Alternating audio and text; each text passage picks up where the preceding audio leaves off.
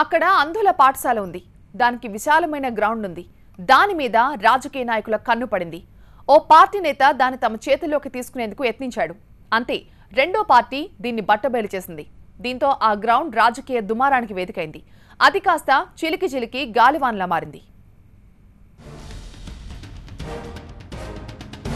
School గ్రౌండ్పై రాజకీయ దుమారం. లీజ్కు విపక్ష పార్టీ నాయకుల యత్నం. అడ్డుకునేందుకు అధికార పార్టీ ప్రయత్నం. నర్సారావుపేటలో ఢీ అంటే ఢీ అంటున్న పార్టీలు. గుంటూరు జిల్లా నర్సారావుపేట ప్రకాష్ నగర్లో ఆంధ్ర ఇవాంజలికల్ లూథరన్ చర్చ్కు 23 ఎకరాల స్థలం ఉంది. ఇక్కడే అంధుల పాఠశాల నడుస్తోంది.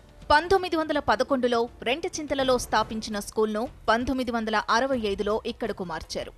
ఎంతో మంది విద్యార్థుల భవిష్యత్తుకు బంగారు బాటలు వేసింది ఈ స్కూల్. చర్చ్ ఆధ్వర్యంలో ఉన్న భూమిపై స్థానిక నేతల కన్ను పడింది. అంతే సంగతులు. చర్చ్ యాజమాన్యంతో బేరానికి దిగారు. నర్సరావుపేటకు చెందిన సానికోము కోటిరెడ్డి మరో 5గురితో కలిసి 100 ఏళ్ల పాటు లీజుకు తీసుకున్నారు. 2 ఎకరాల 25 సెంట్ల స్థలాన్ని 54 లక్షల రూపాయలకు లీజుకు తీసుకున్నారనేది టీడీపీ నేతల ఆరోపణ.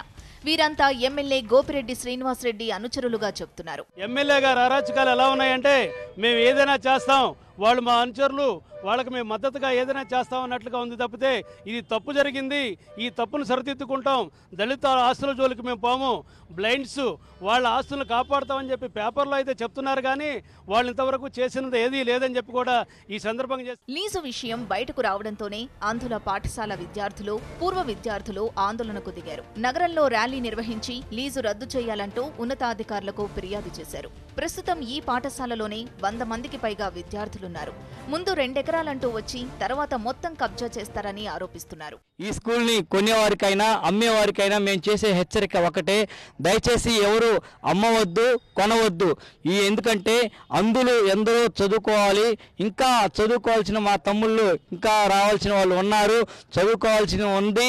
కాబట్టి ఇంత టెక్నాలజీగా అభివృద్ధి అవుతున్న ఈ రోజుల్లో ఇంకా ఈ స్కూల్ని అమ్మకానికి పెట్టి అందుల్ని ఇంకా రోడ్డుకి వేడవద్దని మా విజ్ఞప్తి అండి.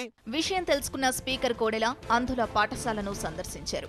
100 సంవత్సరాల లీజు ప్రయత్నం ఎవరు చేసినా మానుకోవాలని సూచించారు. స్కూలు అభివృద్ధికి 10 లక్షల రూపాయలు కేటాయిస్తామని ప్రకటించారు. అంధుల పాఠశాలలకు కేంద్రంగా మార్చుతామన్న ఆయన స్కిల్ డెవలప్మెంట్ సెంటర్ మెరుగుపరుస్తామని హామీ ఇచ్చారు. ఈ అంధుల పాఠశాలకి హాస్టల్కి సంబంధించి 23 ఎకరాల్లో ఇంచి కూడా బయటికి వెళ్ళడానికి వీల్లేదు. దీంట్లో ఎవరైతే లబ్ధి పొందాలని చూస్తున్నారో వ్యక్తులు కావచ్చు, వాళ్ళ వెనుకున్నటువంటి శక్తులు కావచ్చు, దీన్ని మానుకోవాలి. ఈ వివాదంపై వైసీపీ, టీడీపీలో రాజకీయ దుమారం సృష్టించాయి. ప్రత్యక్ష ఆరోపణలతో రాజకీయ వేడి పెంచాయి.